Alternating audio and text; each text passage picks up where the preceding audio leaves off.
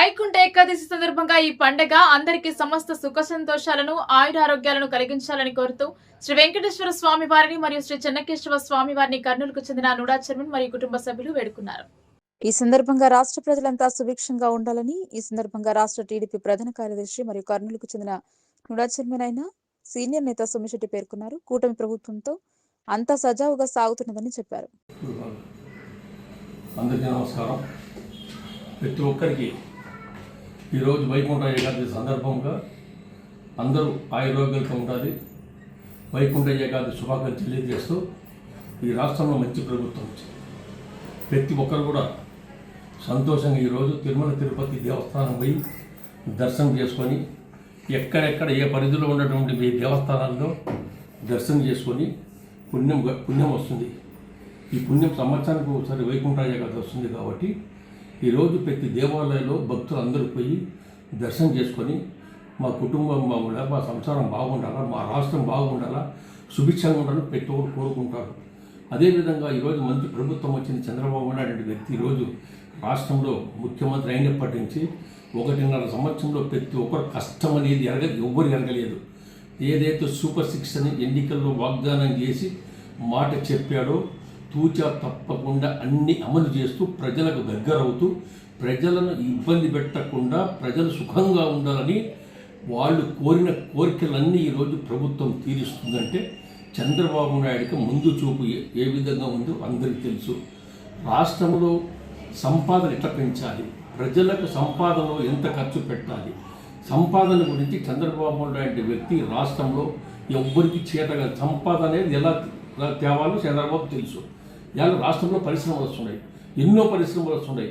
మా నారా లోకేష్ కానీ, చంద్రబాబు నాయుడు కానీ, పవన్ కళ్యాణ్ కానీ అందరూ కూడా బీజేపీ నాయకులు అందరూ కూటమి ప్రభుత్వమై ఇవాళ మోదీ ప్రధానమంత్రి, కేంద్రంలో ఉన్నటువంటి ప్రధానమంత్రి ఆయన ఆధ్వర్యంలో ఆయన ఇచ్చేటటువంటి సలహాలు సూచనలు తీసుకొని ఇవాళ రాష్ట్ర ప్రభుత్వానికి ఎన్నో ఇవాళ పరిశ్రమలు ఇవ్వడం జరుగుతుంది, ఎన్నో ఫండ్స్ ఇవ్వడం జరుగుతుంది.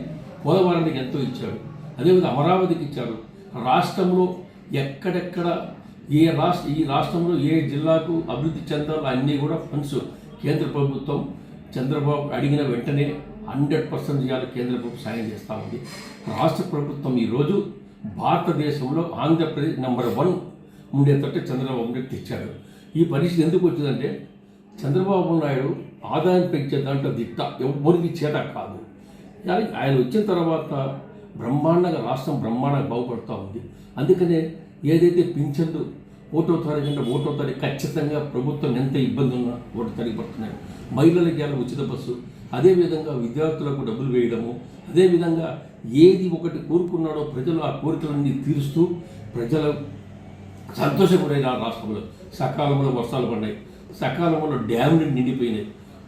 ఇవాళ రైతులు కూడా సంతోషంగా ఉన్నారు. రైతులకు ఎంత అకౌంట్ అయినా వాడు కూడా వేసాడు.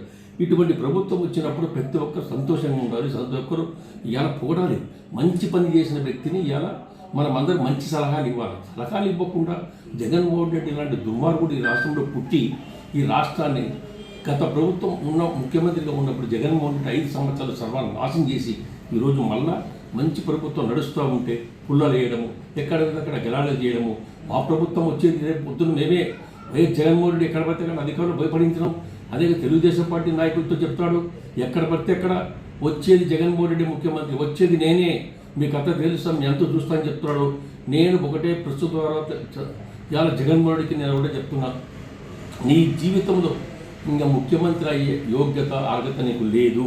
ప్రజలను ఇచ్చి కొట్టారు, 11 సీట్లు ఇచ్చారు, సిగ్గు లేదని కదా అర్థం వాడు. కాబట్టి నీవు ఈ రాష్ట్రం వదిలిపో, నీవు ఈ రాష్ట్రాన్ని పనికిరావు. నీవు ఈ రాష్ట్రం ఎందుకంటే విజయవాడలో ప్యాలెస్ కట్టావు, హైదరాబాద్లో ప్యాలెస్ కట్టావు, బెంగళూరులో ప్యాలెస్ కట్టావు, అదేవిధంగా లండన్లో కట్టావు. బెంగళూరులో ప్యాలెస్ ఎంత 70 బెడ్రూమ్లు కావాలా నీకు, ఉండేది 2, 70 బెడ్రూమ్ అవసరమా? అందరూ ప్రజలు గమనించారయ్యా. ప్రజల సొమ్ము దోచుకున్నటువంటి దుర్మార్గుడు రాక్షసుడు నీవు. ఇవాళ నీ మీద 44,000 కోట్ల రూపాయలు ఈడీ అటాచ్మెంట్ ఉంది. ఇవాళ బెయిల్ పైన బయట తిరుగుతున్నావు. నీవు ఇవాళ చంద్రబాబు నాయుడు గురించి మాట్లాడతావు, మళ్ళీ అధికారం వచ్చి చంద్రబాబు లోపల పడేస్తా అంటావు. ఏది నీ ముఖాన్ని పడేస్తే చంద్రబాబు 53 రోజులు జైల్లో పెట్టి ఏమి చేయలేకపోయావు. చంద్రబాబు నాయుడు జైల్లో పెట్టి ఈరోజు తప్పు చేశాడని ఎక్కడ నిరూపణ చూపించావా? లేదు. కావాల్సి కచ్చ సాధింపుగా చంద్రబాబు లోపలేసావు. ఇదంతా ప్రజలు గమనించి చంద్రబాబు నాయుడు పట్టం కట్టి కూటమి ప్రభుత్వానికి పట్టం కట్టి ఈరోజు బ్రహ్మాండంగా పనిచేస్తూ ఉంటే మా లోకేష్ బాబుని తిడతావు. మా లోకేష్ బాబు ఇవాళ కింద గాలి గోటికి సమానంగా ఉండవు.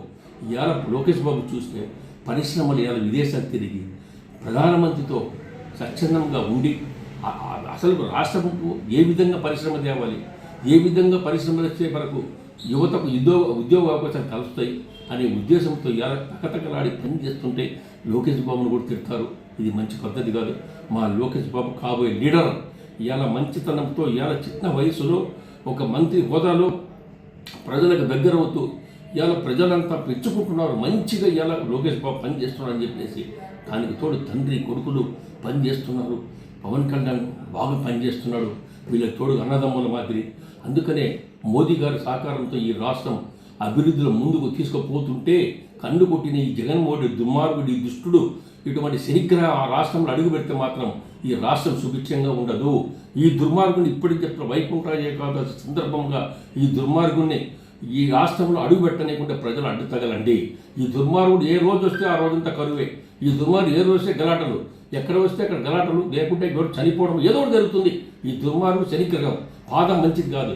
ఇటువంటి దరిద్ర పాదం ఈ రాష్ట్రంలో ఉంటే మంచిది కాదు ఇది. అందుకని వైకుంఠ ఏకాదశి సందర్భంగా 5 కోట్ల ఆంధ్ర ప్రజానిగా తెలియజేస్తున్నా, చంద్రబాబు నాయుడు అంటే వ్యక్తి మనకు అవసరం. చంద్రబాబు నాయుడు ముందు చూపున జాగ్రత్త నుండి మన కష్టాలను ఏ విధంగా తీర్చాలో మనం ఆదుకునే దైవం. అలాంటి వ్యక్తిని మనము ఎప్పుడు కూడా కొనియాడుతూ 2029లో మళ్ళా చంద్రబాబు దిగ్విజయంగా మెజార్టీ ఇవ్వాలని మీరందరూ ఆశీర్వదించాలి. వైకుంఠ ఏకాదశి పర్వదినాన చంద్రబాబు మంచి జరగాలని ఆ భగవంతుని కోరుకుంటున్నాను.